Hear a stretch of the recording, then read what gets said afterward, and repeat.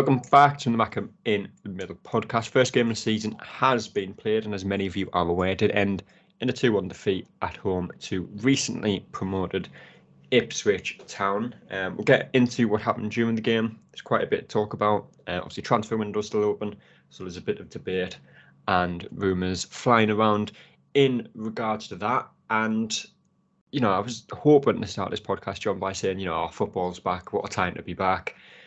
But in Sunderland fashion, it just wasn't a good day all around, really, was it?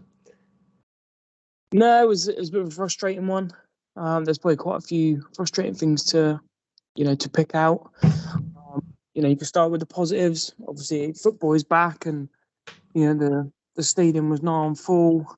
A lot of excitement and all that type of thing. And I think genuinely, on the whole, we didn't play too bad of football. Obviously, then you go with, the negatives of, obviously we lost, which is, a frustrating thing. Aspects of our performance as well. I'm sure we'll come on to that. And obviously the glaring holes and the round pegs and square holes and those types of things. But yes, see, I look at it in a way that I think you should really get off to a good start. At the start of the season. If you don't, it does feel a little bit like, okay. But that's just me personally. But yeah, to go back to the original point, yeah, it was a frustrating one. Yeah, and like I said, we'll talk about the game, Michael, because that's the main talking point. But the first game of the season, obviously last championship season finished and ended about 2 months ago, I think. And pretty much months ago, yes. Yeah. So recruitment team had time to plan. Brought players in, but we finished the game yesterday with a centre back up front, and again, Luke O'Nien, who can play centre back, is not a natural centre back at centre back. So, like John says there, you've got players playing out of position. You've got Dan Ballard playing as your centre forward. And yes, the club have brought 2 strikers in, and yes, it again is unfortunate that Mayenda obviously picked up an injury, I think, about 12 hours after signing for us. But with all this time to plan, everyone knew what we need. Even after that Mayenda injury, I think you have a week or 2, I think it was, to get someone else in, which we needed anyway. It is frustrating to see, the team that ended that game. Well, it's standard for us, isn't it? Really, where we have, like you both said, like your square pegs in round holes. Where we had centre backs up front, we had no natural centre backs at the back by the end of the game, and we obviously didn't have a striker up front, which obviously raises questions about Mowbray, I suppose. But yeah, it's frustrating. And look, my opinion still stands massively on what Speakman and Harvey have done, but at the same time, I've been equally vocal that they have to be criticised especially by the end of the window, if we don't get these positions sorted, because we've known for a long time what we need. It would arguably be the third window that we've known what we've needed and not got it if we don't get it. And I think this time, most people, even though a lot of people amongst the Sunderland fan base are very pessimistic, do think we will get another strike. When obviously what Tony Mowbray said earlier in the week, initially suggested that it was fairly close to get some attack and reinforcements in. What he said after the game yesterday, maybe less so, but obviously that first window where you have Ross Stewart and Sims, I don't think anyone was too concerned about having a third striker. In hindsight, it was probably a good thing to have had a January window, needed a striker, didn't really get one. And again, in that situation where we do need a third striker with Ross Stewart and Mayenda injured, leaving just a 19-year-old Hemia who was playing his first ever game in adult football yesterday, the need to bring the players in that they want, and they need to bring it in quickly, because, like I said, the season started. Second game of the season, albeit a cup game, is tomorrow at the time of recording, or probably today as it gets released. Obviously, a cup game against Crewe. So yeah, we need to act quickly and get them in, before results start slipping away. And obviously, there's still 45 league games to go, so nothing too much to worry about. But it's a case of getting players in, getting them up to speed with the English game as opposed to wherever they're coming from. Needs to be done quickly. No, definitely. And obviously you don't want to get to the point where you're playing catch up across the season, don't you? Because And to be fair, with one of the comments Speakman said at the end of last year, which was that, you know, we want to be challenging near the top. We said we weren't going to be happy with playoffs. That's not necessarily what I think. I think top 2 is a big stretch with the teams coming down, but I think top 6 should be the aim. If you want to be challenging near the top of the league, then you can't be leaving yourself short, can you? You've got to be going because every single game is going to matter even more so than it did last year. Because last year we went into it with the expectation of consolidation. Realistically, there was not as much pressure onto it, whereas this time there was already going to be increased expectation going into this season, but even more so with the comments that Speakman himself has made, and people are going to judge him and us as a whole on that standard, which is totally fair enough. But you're right, again, it'll be, I don't particularly count the January 2022 window, because we did bring in Defoe, and I know that didn't work, but at the end of the day, I still think that he could have done well in League One, and he would have done had he not retired.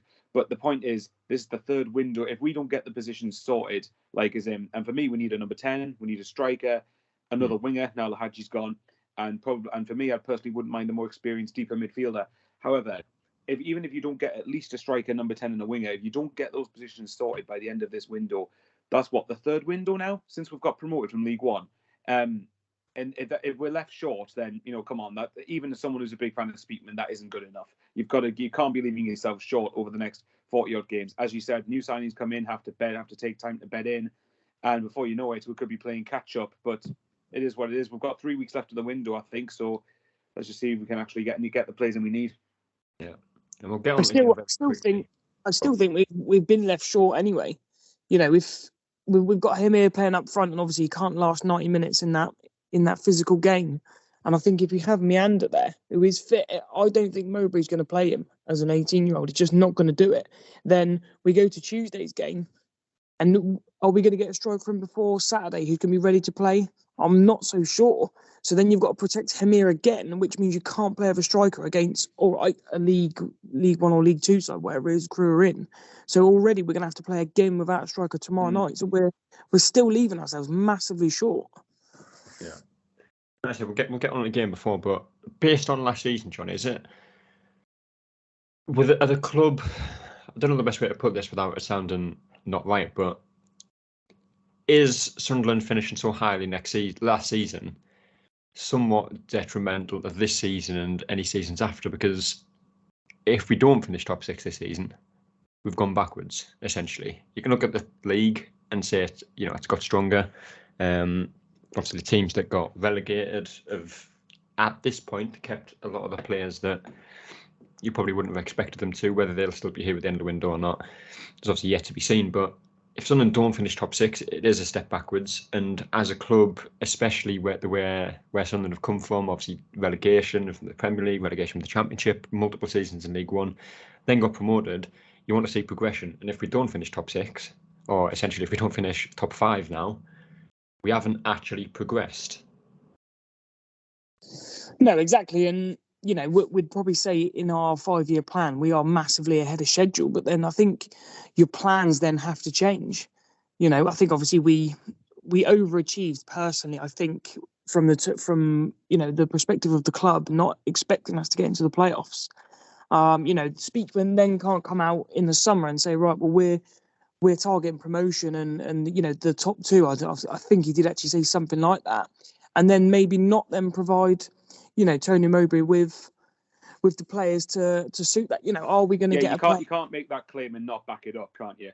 No, exactly. Are we going to get we could hang our hat on Amad Diallo coming back, but are we going to get, if we don't get him, are we going to get a player of his caliber who's going to do what he did? Are we going to get a striker who has played in the Championship and, has scored enough goals, still relatively young. You're sort of talking, between maybe 23 and 26. Yes, you might have to spend a bit of money, but that's how your plans change. And, you can pick up, Equa for next to nothing. That's a great bit of business, but surely that should then push it the other way to think that, well, maybe we've still got, we might have to go a bit bigger for someone else who is a seasoned pro, who can bring those other players on and into games. And, like we're saying, it's, yes, we've sped up on, where the club wanted to be in their 5-year plan. And then you can't, like I said, you can't come out and say, yeah, top 2 and we're going to go for it. against teams with massive parachute payments and the players that they're signing, and you look at Southampton's bench, and how are we going to compete with that when we're sort of who we're taking sort of a 20-year-old from Chile and those types of players are not going to be able to come in and just make a difference instantly. Yes, we might be decent in November, but the season starts now. We don't want to be far behind. You can't come out and claim that whilst not, like Michael just said then, you can't come out and claim that and then not back the system. It's, to me, if I was being a bit cynical, I'd say that Bradley Dack was maybe brought in to sort of keep Tony Mowbray a little bit happy, but the rest of the recruitment model will refer back to a 20-year-old here and a 19-year-old here, and they're not the experienced, we keep saying it, they're not the experienced players who we're going to need in circumstances yesterday when we are 2-0 down and we need someone to put their foot on the ball and just calm it down, play the game naturally. And I could talk about a number of things from yesterday, but I think this is one of those criticisms that has to be levelled at Christian Speakman. Yeah. Well, on to the game, Michael. And how we started the game is probably the story of how we finished the game as well, because Sunderland played well for large parts of the first half, I'd say, up until the final third. And, I said it a few times in the game. I think John's mentioned it there as well. And there's people saying it on Twitter. I don't want to say we looked lost without Ahmad, but we missed a player like Ahmad. And like I say, it's important that we get that replacement in, because what Ahmad would do in a game like that is when we get into the final third, he would be the next player to receive the ball to then create a chance. And we didn't create anything, not just in the first half, but, in the first, I suppose, 90 minutes of the game. And I say first 90 minutes because obviously the game went on for about 120, I think, all combined. But on the ball, off the ball, pretty good from Sunderland for large parts of the first half, just up until the final third.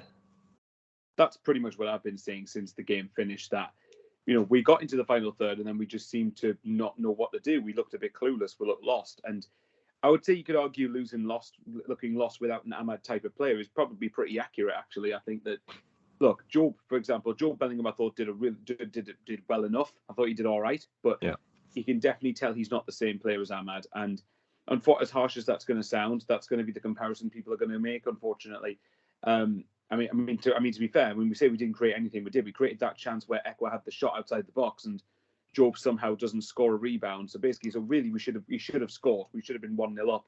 Yeah. But I thought in general our play in the first half was actually pretty good. Again, as you said, up till the final third, where I counted about 6 or 7 times when Ipswich were panicking that much because we were pressing them that high that they were forced into errors, and often they had to kick it long. And even though they had the outlet up front, it was just going back to Ballard, back to 09, and we could recycle and get an attack going again. But again, as you said, up to the final third, we just didn't know what to do. I thought again, large parts in the first half we did play really well, but it is what it is. We didn't really make our dominance count, and then I'm sure you'll get onto it now. We know what happened at the end of the first half. Yeah. Well, Nathan Broadhead scores, of course, and I think he was always an injury doubt going into the game. As soon as you see him on team sheet, he's going to do something. And I watched it back on Sky, and Sky talk about it's a mess defensively, and I think that's a little bit harsh because I don't think it is a mess defensively. I think it's. I agree with it's harsh for the first one. Yeah, I think the ball comes out, you could maybe clear it a little bit better, close it down a little bit better, but it's not disastrous defending like we've seen before. The ball comes out to I think Leif Davis, he hits it, it ricochets off Broadhead and goes in, John. But just to concede that goal, obviously I think it was like about 30 seconds before half time, 1-0 down at home. It was just a real kick in the teeth to concede there, and especially like I say, it wasn't it wasn't poor defending, it wasn't great forward play from Ipswich. It was just unfortunate, really, the first one. Yeah, it is just one of them. I'm sure the players will still look back on themselves and say, "Can we avoid it?" I'm sure they can. It's like I say, it's just one of them, and it's not like I've seen a lot of criticism of Luke O'Nien about it. I'm not quite sure. It's not like he loses Broadhead and Brewer, sort of more for the second goal. I've got the ump probably more with that one. Yeah. It just hits hits Broadhead. Otherwise, it's, you know, you look at Patterson, he's already down for the ball.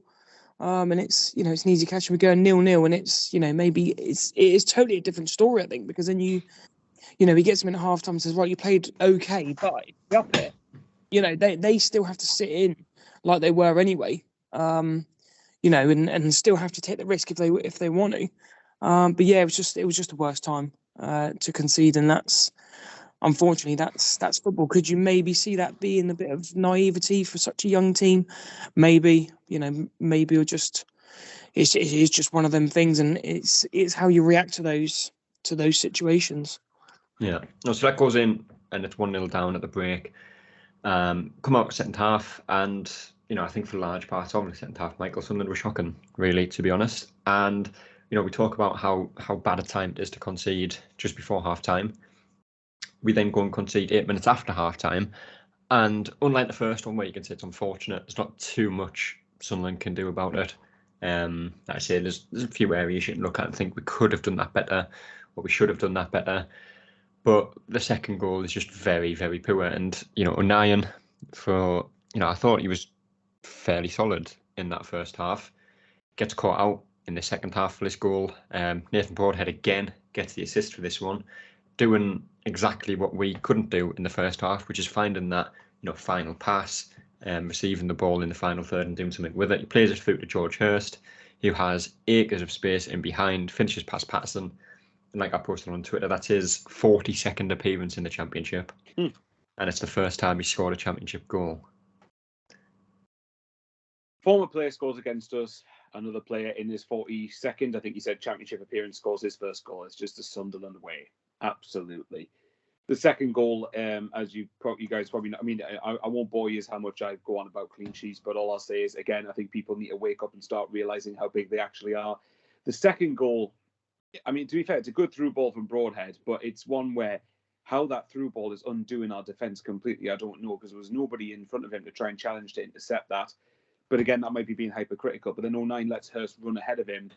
And then, to be fair, it's actually a pretty good finish. But the second, for me, the first one, while not ideal to concede right before half-time, that second one for me was the killer. Because if you keep it at 1-0, then you're well within the rights to try and get at least a point from the game. But that just gave us a complete mountain to climb. And that probably set the tone for the next 30 minutes, really, until we scored. Because I agree with you. I thought large parts of the second half, until we scored, I thought we were very, very poor. I think we let our heads drop, which you could say down to lack of experience. But I would say that there are players in that starting 11 that had experience of starting at this level that I think should have made sure that didn't happen. But it's easier said than done. Yeah, that it set the tone, didn't it? That second half, epitomised by that second goal afterwards, was just awful. Yeah. And like I said, John, final third, Sunderland just didn't really do anything. Few corners we got, a few free kicks we got. And, you know, one thing that people have pointed out about the players that we've brought in this window is, you know, you're putting Triantis, obviously he didn't play yesterday, but 6'3". Hemia, we brought in, who's 6'4". Mayenda, I think he's 6'2" or 6'3" maybe. You know, Jensen Seal above 6 foot again. He's injured, didn't play a part in the game yesterday. Joe Bellingham, 6'2", I think he is. So, you know, pretty much every player that we've signed, if not every player that we've signed, is above 6 foot, which, you know, was a lot of the problem last year, and probably the reason we didn't actually go up, or at least didn't get to Wembley last year, is because lack of height, lack of physical presence. We've sorted that this season, but that, you know, 6'4" striker or 6'3" centre half or 6 foot whatever means absolutely nothing if every time you get a corner or a set piece or a chance to cross the ball, if you're not going to beat the first man. And I think, you know, 9 times out of 10 when we try to cross the ball, whether it was Clark, whether it was Sirkin or Roberts, the crossing was absolutely shocking throughout the entire game. Yeah, I think that's, you know, it's very much a thing across football. I think, you know, how often do we see it? You know, someone gets a free kick or a corner and you can't beat the first man, you know, or over here. It seems to be an absolute specialist, you know, skill set to be able to just get a ball to land in a certain area. And it's very weird and frustrating because opposition teams seem to come to the stadium and be able to land their ball sort of right in our 6-yard penalty area. You know, we saw it, you know, last season with Luton, you know, excellent at set pieces. And yeah, it's just a frustrating one. Maybe it's maybe it's a work in progress. But yeah, for me, it wasn't. I think there were other glaring deficiencies in our game. Sort of Patrick Roberts getting the ball sort of in his own half, and we want him to have the ball sort of 30 yards in the opposition half, because when he does his thing, we're massively up the pitch, and he's going to get a shot on goal if eventually he does get through. And then you're looking at another deficiency maybe is Hamir's really not taking any centre backs' attention away, so teams can then double up on Jack Clark, and he's got to do something magical. And then you're asking Dan Neil and Job to break the lines, which they do, and then sometimes we get caught out, and then people saying Daniel's out of possession, and it is a little bit of a mess. Even though we play really good football, I think deficiencies are still there. We could easily talk about. I don't mind O'Nien being centre back, but is he actually a proper centre back? Again, obviously he's not, but I think they like him because he can bring the ball out. But do we need just a solid defender in there who's able to give the ball to ball playing midfielder or the ball playing left back? I see a lot of things at the moment that we still need massive improvement on if we are going to, like Speakman says, go for the top six. So it's a lot of things to work on. You would have thought these things have been ironed out in pre-season, set pieces and those sort of things, because they are a massive thing. If the game's tight and you just nick a scrappy goal, it seemed even on some set pieces we weren't expecting the ball to drop, and I think Luke O'Nien could have scored one. I think Sirkin may have got another one we could have scored from. So it's about, can we have the anticipation that those things are going to happen, and when they do, we need to take them. So yeah, it's still a massive frustration, but a learning curve as well. Yeah. Son made changes. Hamir went off with 58 minutes played, which, again, when you're subbing your striker off for someone who isn't a striker, outlines the need to bring in another striker. Abdul-Bar came on, Pritchard came on, Huggins eventually came on, and is that it? I think that was it. Not sure. But changes were made, Michael. And, for a large part, Sunderland had no, I suppose, intensity in that final third. I think that was one of the things that was missing as well. But eventually we found a little bit. And it was in the 86th minute when we equalised and, had players in the box, moving the ball quickly, trying to win them second balls, which, for a large part of the game we didn't do. If we play like we did for the final 17 minutes, if you include the 13 minutes added on, if we played like that for the entire game, it could have been a very different result. Because, like I say, Sunderland were a lot more intense with the way they were moving the ball forward, getting more players forward, getting the ball into the box better. Obviously the goal comes from, I think it's Dennis Sirkin, I think it was, getting forward, puts a lower ball into the box. Dan Neil gets on the end of it and makes it 2-1. But in the end, it was a little too late. Too late. Yeah, I mean, it is frustrating because I do wonder whether that period when we conceded the second goal and the half an hour sort of basically following it really cost us, didn't it? Because I think maybe even if the goal had come 10 minutes earlier, we could have maybe still got something out of the game. Because if, say, you scored it around about the 70th minute, then, you've pretty much got, half an hour, haven't you? Because 13 minutes was added on at the end. So it's frustrating because, again, and I keep reiterating this, we do have a good core of a side there, but it's just about how you said that, and the intensity just wasn't quite there, and that's where maybe where you question the application of the players a little bit, not too much though, because on the whole it's been very good since we've come back into the Championship. But yeah, it just wasn't. Yeah, you're right. I think up till we scored, there was just no fluidity or urgency or intensity to it, and all of a sudden we started to step it up a gear afterwards, which, I know that's down to psychological aspects of football where one goal can change everything. But again, I suppose to sort of end it, I mean, if you want to, I said this on my own YouTube video, if you want to highlight any positive maybe from the game, it's the fact that it further identifies what we need, and hopefully the urgency in getting that is sped up a bit. Yeah. Of course, it did finish 2-1. First game of the season, first defeat of the season. Very much behind us now, because we move on to a cup game, shall I say, either tomorrow or Tuesday, or today, depending on when you listen. This Tuesday is kick-off time. Kick-off day. Time is obviously, I think, 7:45. I think that one is. Probably going to be a completely different team, and like Michael and John alluded to earlier, it's going to be a game that we probably don't play a striker in, with Hamir going to likely be rested. and not just rested, but protected for Saturday's game against Preston. So I suppose the team will probably be a similar team to the one that was absolutely dominated by Hartlepool, which is not the most promising of things, but a better performance against Crewe, get the win, and even though it's in a cup competition, I don't think too many people are fussed about getting that first win of the season in a competitive game is important. Predictions for that game, Michael, before we move on to the Preston game as well. You just want the Crewe prediction? Just the Crewe one for this time. Oh, yeah, it's going to be a completely different team without forward, isn't it? I'll still say 2-0 to us. I imagine Crewe will probably make changes as well, and I think even though what I'm hoping for is that the second string side will want to prove a point after Hartlepool. Yeah, and John? After the Hartlepool game, I'll probably just go for a scrappy 1-0 win.